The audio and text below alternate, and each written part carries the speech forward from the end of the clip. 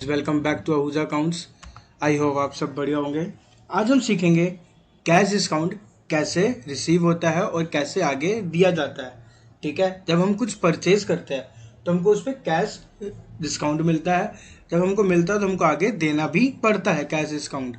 ठीक है, अब कैश डिस्काउंट का लेजर बनता है नहीं बनता है, या हर वाउचर में जाके अलग से क्रिएट करना पड़ता है, या किस हेड में जाता है, किस वाउचर से जाता है, ये सब चीज़ें आज हम सीखेंगे इसमें।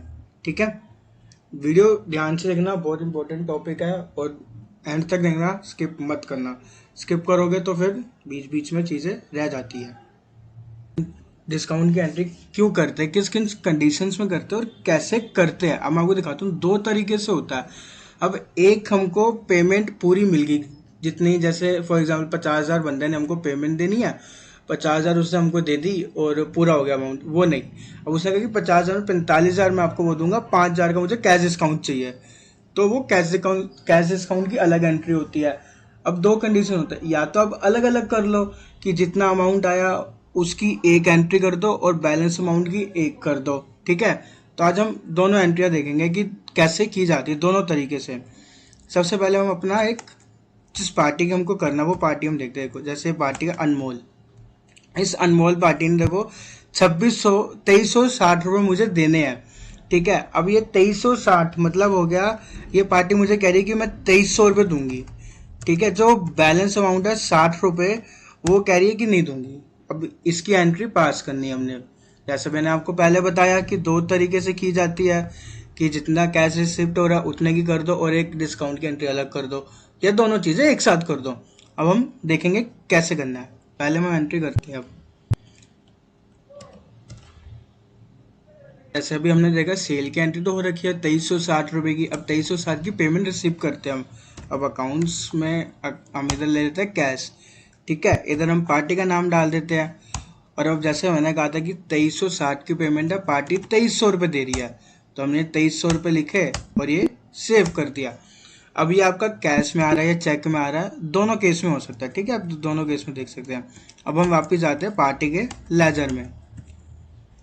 देखिए, अब वो 2360 रुपये का बिल था, 2300 हमने कैश रिसीव कर लिया, आप देख सकते हो ये। ठीक है, अब बैलेंस अमाउंट कितना रह गया, 60 रुपये लेने अब हमको। अब ये कह रहा है 60 रुपये के भाई डिस्काउंट चाहिए।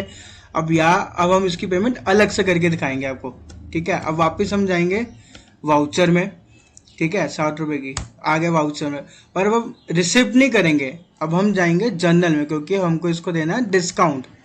जर्नल एंट्री पास करेंगे, F7 दबाया, रेफरेंस डालिए। ठीक है, अब डेबिट क्या करेंगे, अब हम डेबिट करेंगे, ये तो नहीं है कि भाई कैश को डेबिट कर दिया पार्टी, नहीं। हम यहाँ पे एक लेजर बनाएंगे, Ctrl+C करके, कैश डिस्काउंट।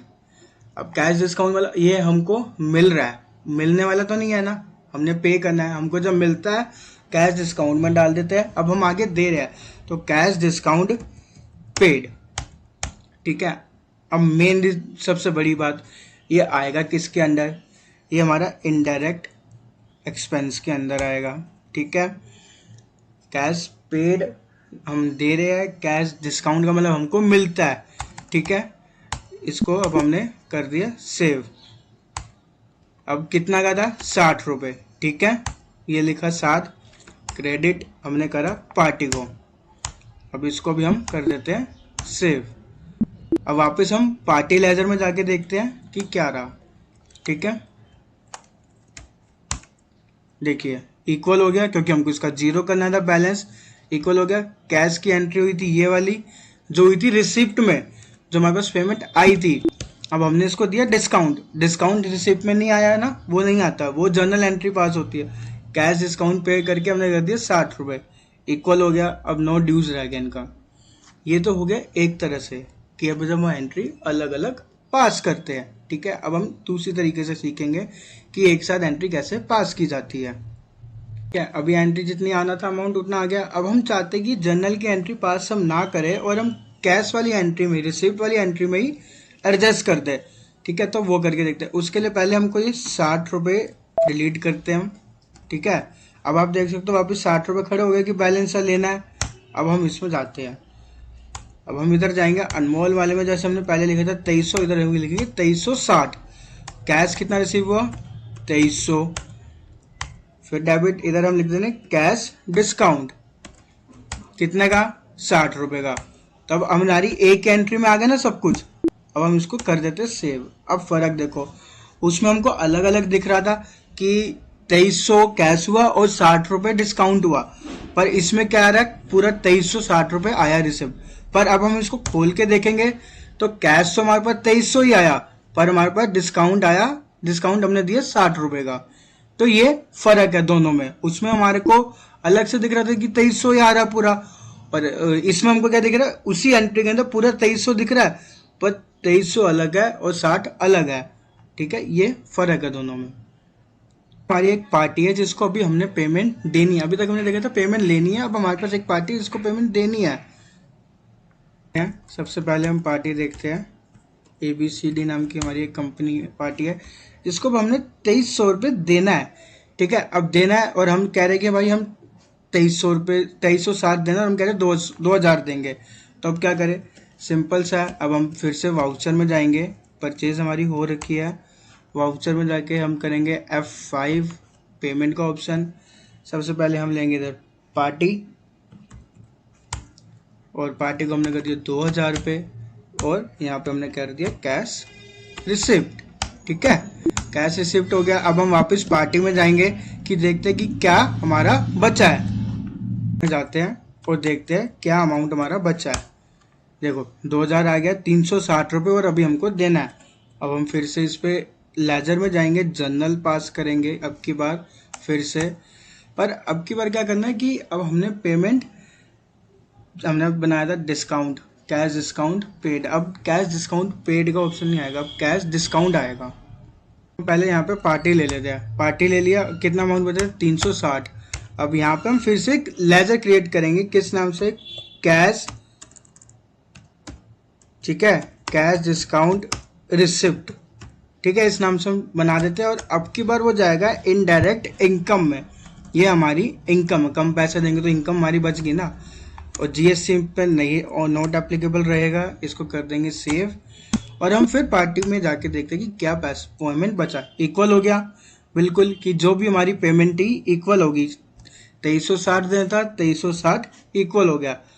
अब सेम एज हमको भाई इसमें भी वही एक ही एंट्री पास करनी है और जनरल की एंट्री पास नहीं करनी है, तो सेम वही हम करेंगे। जनरल की एंट्री डिलीट करके कैश वाले में जाके कैश रिसीव के नाम से अलग से दिखा देंगे। अब हम एक बारी वो एंट्री भी चेक कर लेते हैं कि कैसे होगी। अब हम फिर से जनरल की एंट्री डिलीट कर देते हैं और उसी के अंदर देखते हैं कि कैसे होगी। अब 2300 वाली वापस हमने एंट्री खोली, पेमेंट आई थी 2360। ठीक है, अब वापस हम इधर आ गए, इस पर हम आएंगे कैश कितना रिसीव हुआ हमको, भाई 2000 कैश रिसीव हुआ 2000। इधर कैश रिसीव, ध्यान रखना डिस्काउंट और रिसीव अलग अलग है, तो उसमें कंफ्यूज मत हो जाना, गलत मत डाल देना। इसको वापस हमने सेव किया तो आप देख सकते हो अब वापस 2300 दिख रहा है कि हाँ भाई 2300 आता, 2300 आ गया। पर नहीं, इसको हम खोल के देखेंगे तो कैश 2300 ही रिसीव हुआ, पर डिस्काउंट हमको 360 रुपये का मिला है। ये दोनों में डिफरेंस था कि अलग अलग करेंगे और एक साथ करेंगे। ठीक है, आई होप सबको वीडियो बहुत पसंद आई होगी। ऐसी वीडियो देखने के लिए चैनल को सब्सक्राइब करिए, वीडियो को लाइक करिए और कमेंट जरूर करना वीडियो कैसी लगी, और नेक्स्ट टॉपिक पे कौन से टॉपिक पे वीडियो चाहिए कमेंट जरूर करना। Thank you very much.